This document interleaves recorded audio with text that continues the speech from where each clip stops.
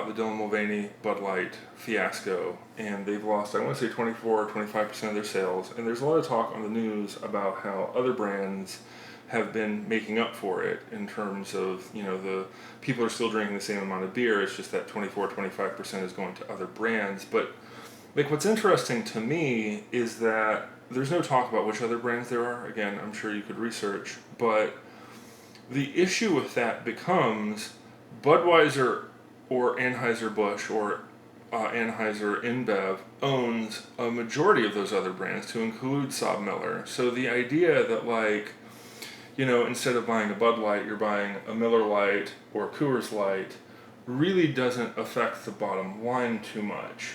So I know a lot of people online who, really follow this are like, yeah, this is a time to support your local brewer.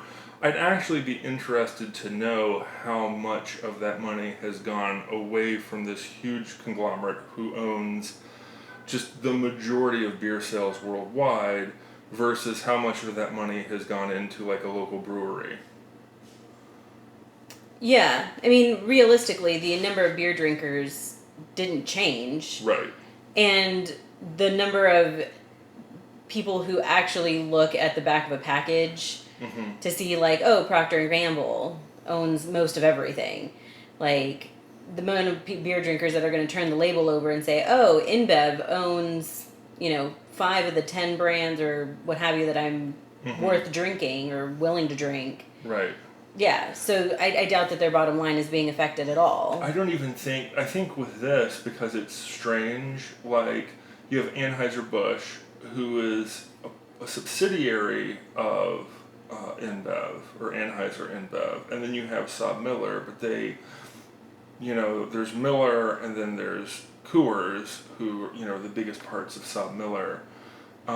Because they're not even on the package, I'm really curious, like, how much of that is known. And the weird part about Saab Miller is technically they're their own company, but like Anheuser InBev owns just a majority share.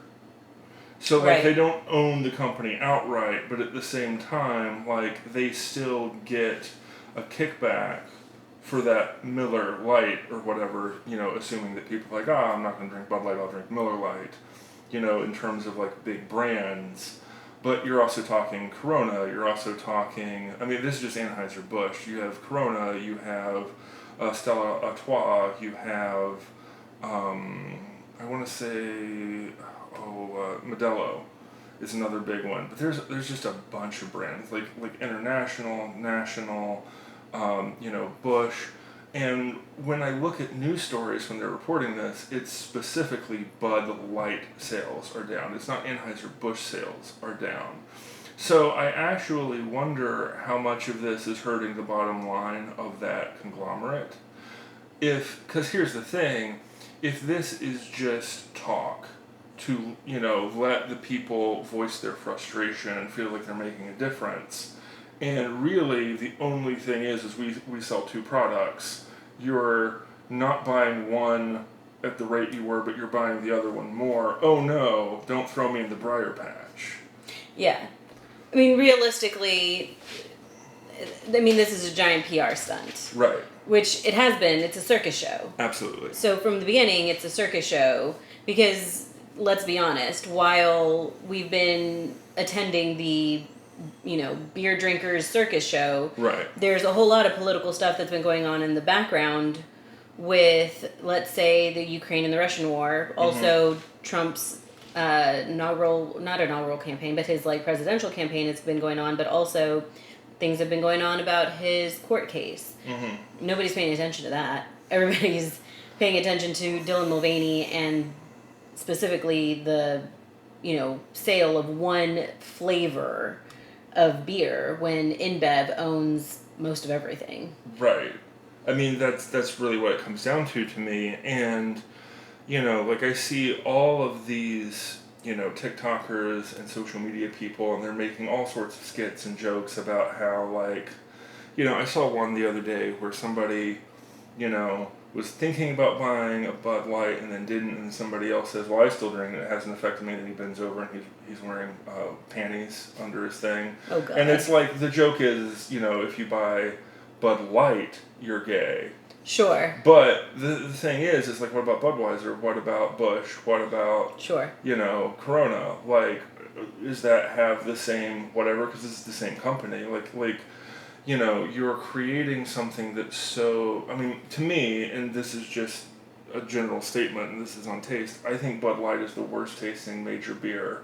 Period. Like, if you're gonna drink a light beer, I like Budweiser as a flavor profile, but there's something about Bud Light that just doesn't taste like Budweiser, and it gives me straight headaches. So I avoid Bud Light. It's the only beer where because here's the thing: if you go to a bar, especially small town bars, they typically don't have a huge selection. Sure. And draft is typically the cheapest, and they only have 3 beers on draft. It's the only one I absolutely won't drink is Bud Light, and that's been true for forever. So, to me, this doesn't do anything, but is there a moral shift to get away from it? Because I don't think that this campaign is actually hurting. No, if anything, to be honest, I think it was a test, a market test of which one of our brands, flavors, could potentially withstand a PR stunt like this, where if we do this, we don't want to kill a flavor. Let's say we don't want to kill Corona, right? Because whatever reason. But Bud Light has enough of a following that even if it were to dip in sales, it won't kill it. Also, we think it'll bounce back. So let's do the social experiment on this flavor. Sure. Well, I mean, I think there's a part of that. I also think that because so many people are making fun, there's so much energy being put towards Bud Light is gay, or whatever you want to, pejorative you want to throw there. We're not paying attention to other things, one, but two, I seriously wonder if people, because it's not directly tied to the marketing of that beer, do people know that buying a Miller Lite or a Coors Light or a Busch or a Busch Light is the same thing, or a Michelob, and I feel it's funny because I think the thing that I keep hearing from people, which is dumb to me, is Bud Light used to be America First type of rhetoric. Right. And now we've gone from America First, support our troops, to, guys in dresses, it's kind of the mentality. But the reality is, this is always a corporation. They're always just telling you what they thought that we wanted to hear. And this is, it's always a corporate entity. They were never America First. They've been not America-owned for a long fucking time. So I seriously doubt that the overlords, which I believe are central to Belgium, give a shit about America First. This is not a thing that has existed for a meaningful period of time.